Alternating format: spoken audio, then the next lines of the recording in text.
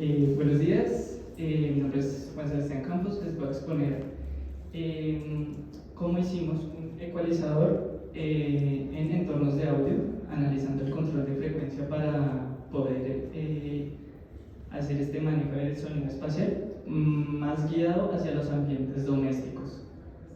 Hay tres objetivos como en general que espero que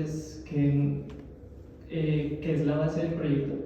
Pues un ecualizador ya está creado, es algo que se viene haciendo desde 1970, entonces no les vengo a exponer una nueva cosa ni algo que vaya a ser revolucionario, les vengo a exponer más un diseño que como ingenieros podrían usar o utilizar en cualquiera de sus proyectos de sonido. Es un diseño que a mí me funcionó y que es un poco más simplificado de lo que se ve a la hora de tratar con el manejo de frecuencias. Lo primero es diseñar un sistema de uso doméstico. Si vemos, por ejemplo, aquí tenemos una caja que seguramente tenga ecualizadores de altos, bajos y medios, pero esos son para entornos profesionales, digamos, un auditorio. Si los llegáramos a encontrar de uso doméstico, sería en altavoces costosos y demás. En caso de encontrarlos en altavoces de precios módicos, vienen con bandas ya fijas, lo que dice que quieres escuchar un sonido un poco más claro, entonces le das un botón. Pero esto no permite al usuario que realmente elija las bandas de frecuencia que uno quiere escuchar, ya que nosotros, cada uno, tenemos una percepción del sonido diferente, y aunque es muy parecida, hay algunos que, digamos, como yo, nos gusta mucho escuchar música en ciertos modos, y si yo pudiera tener un sonido espacial en mi casa, de esos que uno se sienta en su sillón y tiene alrededor una clase específica de parlantes y escucha específicas bandas de frecuencias, lo haría. Entonces, para no tener algo tan complejo como un sonido espacial, les voy a mostrar algo más de uso doméstico para toda la familia, que es muy sencillo de entender, ya lo van a ver, y espero que les pueda servir en algún momento si quieren utilizarlo. La introducción al ecualizador es muy sencilla. Esto se creó en 1970 para la transmisión de datos. ¿Qué pasaba? Cuando uno transmitía datos, como lo mencionaba nuestro compañero anterior, las líneas de transmisión son complejas. Entre más largo es un cable, van cambiando sus proporciones y sus parámetros. Ahí es donde entran las líneas de transmisión. Con un cable lo suficientemente largo de transmisión de datos ya entra una capacitancia, una inductancia y una resistencia adquirida sobre el cable. Es como si ustedes tuvieran una resistencia, un inductor y un capacitor en serie con el cable que quieren hacer de transmisor. Entonces, en el ecualizador, muchas de las frecuencias altas de los 10.000 Hz en adelante tenían una serie de pérdidas cuando se intentaba transmitir. Entonces, ahí es donde entra el ecualizador. Lo que hacían era ecualizar, o sea, nivelar los niveles según las frecuencias de voltaje para la respuesta en transmisión de datos. Entonces tenemos un origen, la evolución actualmente se usa mucho más para sonido, para poder controlar cada banda de audio específica, y vamos a ver cómo son las aplicaciones actuales también. Algunos tipos de ecualizadores, y principalmente el que van a ver en este proyecto, es análogo, es 100% análogo, está hecho con resistencias, capacitores y amplificadores operacionales. Ya si quisiéramos algo más profesional, algo con mucho mejor respuesta a la hora de utilizar frecuencias, utilizaremos ecualizadores digitales, ya que con programación podríamos hacer un ecualizador y unos filtros que tuvieran una orden de 100 y fueran muy selectivos a la hora de fijar las bandas. Pero por ahora vamos a ver los analógicos y unas configuraciones en serie y paralelo para cómo se utilizó un ecualizador en algo eficaz. Como les decía, la percepción del sonido es diferente para cada persona, aunque es una regla general. Nosotros, nuestro rango auditivo está desde los 20 Hz hasta los 20.000 Hz para música. Así como las voces, más o menos a promedio, están en los 3.000 Hz. Por eso yo no sé si ustedes han escuchado que a veces cuando ustedes hablan por celular o cuando escuchan al piloto de un avión, se escucha como si le tapara el micrófono. Eso pasa porque realmente los altavoces están diseñados para una banda de frecuencias muy pequeñas. Pues uno no va a necesitar que una banda de frecuencias en un avión sirva de 20 a 20.000 Hz. O sea, es solo para escuchar al piloto. Ustedes necesitan un ecualizador o un amplificador que utilice 3.000 Hz para que se pueda escuchar la voz. Pero pasan esas cosas. Cuando las voces tienen unos altos y bajos diferentes, entonces puede llegar a escucharse rasposo o no entenderse la voz. En la metodología tenemos 3 fases. La primera es la fase teórica. Vamos a ver cómo fue la teoría de los filtros que se utilizó, porque no es una configuración convencional, no es como si yo les dijera que pegamos un pasaaltas, un pasabajas y ya tenemos el filtro. Es algo un poquito más diferente, pero no es tan complicado de entender. Es algo más eficaz, yo diría. ¿Cómo seleccionamos las frecuencias también? ¿Qué frecuencias queremos utilizar? En este caso hicimos un ecualizador de 10 bandas variables. Y cómo calculamos los valores de los filtros y demás. Ya teniendo todo esto, verificamos componentes adecuados, qué amplificadores nos servían para la construcción. Al final, pues nosotros ya tendríamos una señal bien filtrada, pero si la pusiéramos a sonar, no sonaría muy fuerte. Entonces, ¿qué amplificadores de audio también utilizaron? Las baterías, si queremos un sistema portátil, y todo eso lo veremos en la fase 2. En la fase 3 es el diagrama circuital completo. Les voy a mostrar en más o menos 4 partes cómo se diseñó el diagrama circuital y la PCB final, cómo nos quedó para este proyecto. La teoría de los filtros, el principal es el filtro maestro. Es una configuración diferente a las convencionales, porque ustedes ven en la primera imagen hay un switch. Uno nunca utiliza un switch en electrónica. Ustedes cómo van a querer cambiar una frecuencia moviendo un switch. Pero es para ejemplificarles cómo funciona este filtro maestro. Si estuviéramos en la primera posición, sabemos que la teoría de los amplificadores operacionales es que al amplificador la corriente que le entra es 0, por lo que esa resistencia R3 no tendría ningún voltaje. Sería como si esa resistencia no existiera. Si estuviera en corto la terminal inversora con la terminal de salida. Eso en una configuración habitual es un seguidor de voltaje. Seguidor de voltaje nos sirve para mantener el mismo voltaje que entra será el que sale, no hay pérdidas, tampoco hay pérdidas por impedancias.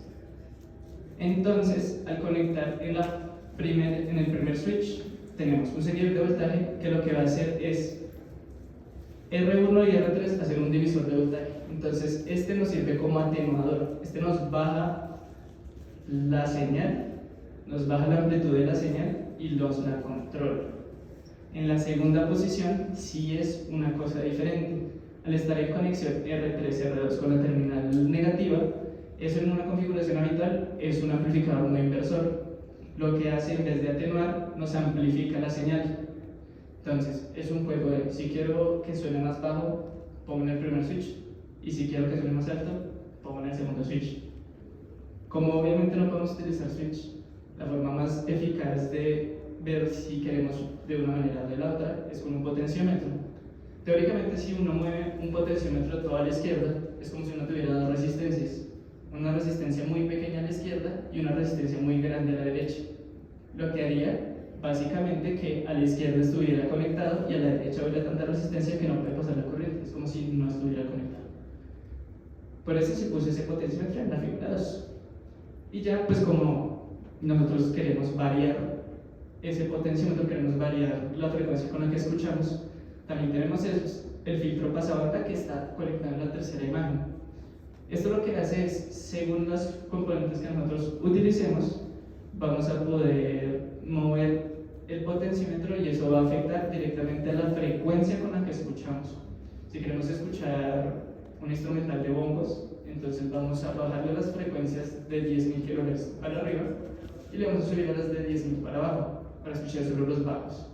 Así es como funciona el filtro maestro. Este es el corazón del ecualizador. No necesitan sumadores ni nada. Muchas veces cuando uno conecta filtros pasabanda para acortar frecuencias y los mete al final en un sumador, puede pasar que con el tiempo de escuchar se vayan desfasando cada pasabanda. ¿Eso qué pasa? Pues que hay restas por lo que son señales. Si una señal se desfasa con otra, se resta. Si se ponen en la misma posición, se suman sus amplitudes. Entonces, esta es una manera más sencilla porque en la terminal de arriba del filtro maestro siempre va a haber una señal. Lo que uno hace es bajarle a la señal dependiendo de la frecuencia que tenga. Uno nunca manipula la señal base. Así es como uno no tiene pérdidas y tampoco tiene problemas de estática. Para los filtros pasabandas, ya nos dijimos esa la matemática. Las matemáticas nos dicen que la frecuencia angular es igual a 1 sobre la raíz de R1 por R2 por C. Entonces, haciendo un cambio, sabiendo que la frecuencia angular es 2pi por la frecuencia en Hertz y teniendo unas constantes, podemos obtener esta ecuación base. ¿Cuáles son estas constantes? Que R1 va a ser 1 mega y R2 va a ser 680 ohmios. Esto para que nos den condensadores medianamente comerciales y también que no tengan problemas de impedancias. Al tener una resistencia muy alta, entonces no van a tener problemas con impedancias tampoco. Las bandas de frecuencias las dividimos por octavas. En la música, las octavas son básicamente que la banda más alta de frecuencias sea el doble de la banda más baja. Si se alcanza a ver en la tabla, podemos ver que efectivamente en FI, que es la banda más baja, es 22.63 y FL es 45.25, es exactamente el doble, y así con todas las frecuencias. Si se dan cuenta, son 10 frecuencias porque es un ecualizador de 10 bandas. Ya lo de los componentes que les comentaba, el amplificador operacional por excelencia para hacer cosas de audio es el TL074. Tiene una adición de ruido muy baja. Entonces, si ustedes quieren hacer alguna aplicación de audio, este es el mejor, sin lugar a dudas. ¿Cuál es la única restricción?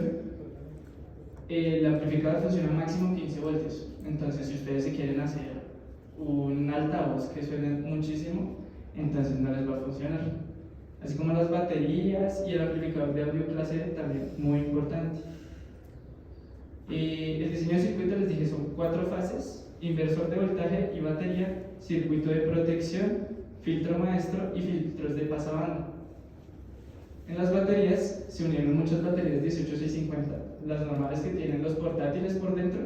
Esas mismas sirven muchísimo para almacenar mucha carga. Se unieron con cintas de níquel y se hicieron las soldaduras. Y a la vez se hizo un inversor de voltaje muy sencillo porque no nos vamos a hacer una fuente tan compleja para un circuito simple, que es lo que queremos. Se hizo un inversor de voltaje con un 555. Esa construcción es muy buena y es muy eficaz a la hora de convertir un voltaje positivo en un voltaje negativo. El circuito de entrada es lo que yo les decía: si hay algo que me ha enseñado esta carrera, es que voltaje es corriente por resistencia, y 2, que cualquier cosa que pueda quemarse se va a quemar. Entonces pusimos un circuito de protección con diodos Zener. En caso de tener una sobretensión, no va a ser capum, va a mandar la máxima capacidad de voltaje, que son 12 voltios y menos 12 voltios, así como un amplificador que se encarga de la amplitud o de la ganancia. Es el mismo filtro maestro que les mostré, pero ya con 3 banditas para que puedan ver cómo se estructura en paralelo. Si uno quiere agregar más bandas, se le pone más en paralelo y seguiría funcionando. Pueden ponerle 30 bandas si ustedes quieren. Y al final hay un filtro pasabanda, que este es más para eliminar ruidos, para eliminar estática, de pronto señales de radio que van a ver en una foto siguiente. Sí pasó que teniendo esto así funcional, nos agregaba una señal de radio, exactamente de la mega. Podemos escuchar la mega sin ni siquiera haber puesto ninguna canción conectada. Eso es porque muchas radiofrecuencias se nos metían entre esos cables. Entonces lo que hicimos fue poner cable de micrófono que tiene una cobertura de hilos que uno conecta a tierra y evita que pueda hacer daños de radiofrecuencia. Así como una caja de metal para evitar que cualquier radiofrecuencia entre a la placa principal.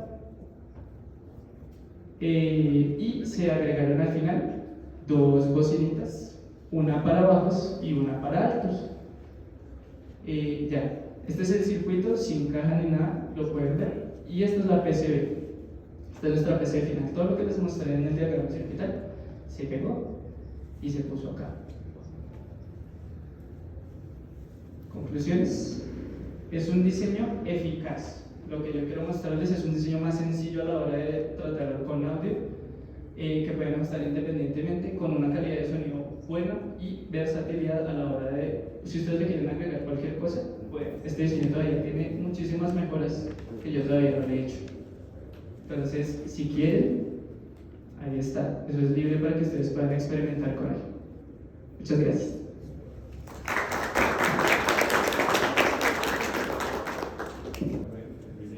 A tu experiencia, lo que has hecho, algo que siempre me ha dado mucha curiosidad, ¿por qué un parlante o algo de sonido de muy buena calidad es tan costoso? ¿Por qué es eso? Pues, profe, la verdad, ustedes vieron en 20 diapositivas lo que yo he hecho básicamente en 3 años. Trabajar con audio es una cosa muy compleja, porque cualquier cosa hace que suene ruido, hace que suene estática, hace que suene radiofrecuencias. ¿Cómo va a sonar la mega en algo que ni siquiera estaba conectado a mi celular, ni siquiera tenía el radio abierto? ¿Cómo va a funcionar la mega? Es a veces muy difícil hacer que las personas se sientan cómodas escuchando, porque cualquier tipo de ruido extra, uno va a decir que suena feo, uno lo empieza a poner nervioso escuchar ese tipo de cosas. Entonces por eso es que los filtros se hacen tan altos. Acá, como estaba con filtros análogos, entonces había ese tipo de problemas de estática de radiofrecuencias. Los temas de sonidos caros son los que yo les decía que son digitales. Esos son microcontroladores programados que tienen unos filtros de nivel 100. Imagínense una ecuación con un polinomio de 100, de x a la 99 más x a la 98, de ahí en adelante. ¿Es súper complejo? No. Pero como los que saben son los que cobran, entonces ellos cobran caro por lo que saben hacer. Es más como el trato de señales. Por eso hay una materia que ustedes van a ver, que es puro tratamiento de señales, que la dicta el profe Timán.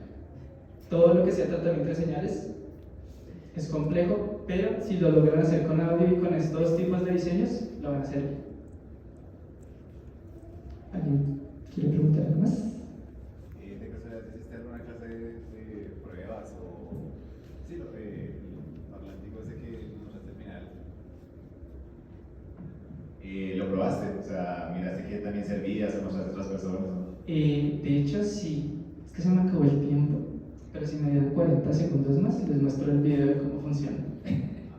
No sé si hay algún problema con el siguiente ponente, porque pues son 5 minutos de pregunta, podemos usar 40 para mostrarlo. La verdad, eso de los filtros digitales me está llamando bastante la atención, porque no los puedo hacer con una pluma. Pero por ahora lo más próximo que se le va a hacer es cambiarle las fuentes. Yo no sé si vieron en la PCB, en la verde, había 2 cajitas negras. Esas son unas fuentes que sirven para cargar las baterías, pero al ser tan chiquitas no me proporcionan la corriente necesaria. Entonces, hace unos días encontré una fuente de computador. La idea es adaptar esa fuente para que funcione tanto con baterías como conectada a la corriente. Entonces, si tú estás en tu casa y quieres alta potencia, lo conectas a la corriente y eso te da lo que tú quieras. Una fuente de computador es de 240 vatios. El amplificador es de 30. Entonces, esa es la siguiente cosa que quiero hacer. Universo.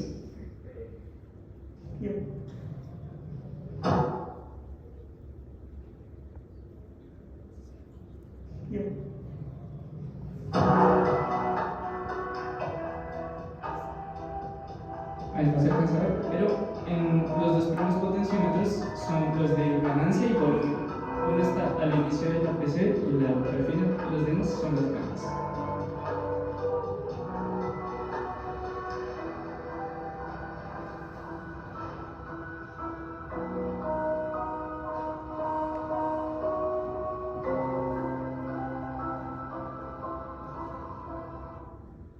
Obviamente en video no se alcanza a notar bien el audio, pero ustedes imagínense y tengan fe. Una pregunta. Así, pues, digamos que el producto final, ¿por cuánto se vendería? Pues a mí, entre que las pruebas y errores queman cosas, a mí me valió más o menos hacerlo unos 300.000 pesos. Entonces ahí te tocaría hacer la formulación de la tabla de costas y hacer tu proyección en ventas, pero básicamente te puedes vender un sistema en 700.000 en adelante. El audio es caro, muchachos. Proyectense. Eso da plata. Una última cosa. En cuanto a los parlantes, ¿tienen que tener algún requerimiento, alguna cosa para que funcione? Hay diferentes tipos de parlantes. Lo que yo les decía, el grandote es de los que en las fiestas a uno lo pone a temblar todo el cuerpo. Ese es un parlante para bajos. Y el otro se llama un parlante coaxial, es para las voces. Tú escuchas la voz desde ese parlante muy bien, pero si solo pusieras el parlante de bajos, se escucha así, en verdad. Entonces tú tienes que ver, si quieres para musiquita bien, uno de altos y uno de bajos. Si quieres para instrumentales, te toca al menos 4, son de diferentes tipos. Pero ya es dependiendo de tu proyecto. Listo. Muchísimas gracias a todos. Gracias.